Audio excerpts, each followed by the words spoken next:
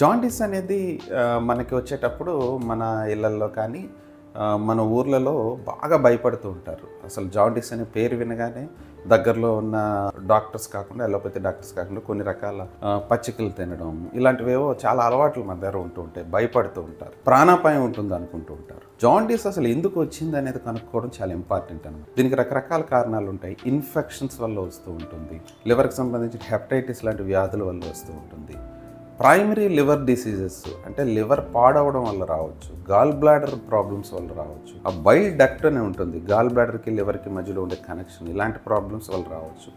లేదంటే రక్తానికి సంబంధించిన కొన్ని రకాల సమస్యల వల్ల రావచ్చు. రక్తానికి సంబంధించిన సమస్యల్లో హీమోలైటిక్ ఎనీమియాస్ అంటారు. అవి మధ్యలో వచ్చే హీమోలైటిక్ ఎనీమియాస్ కానీ పుట్టుకతో వచ్చే haemolytic anaemias, thalassaemia, sickle cell anaemia ఇలాంటి వ్యాధుల్లో చూస్తూ ఉంటాం. కొన్ని రకాల సీరియస్ బ్లడ్ క్యాన్సర్స్లో జాండీస్ చూస్తుంటాం.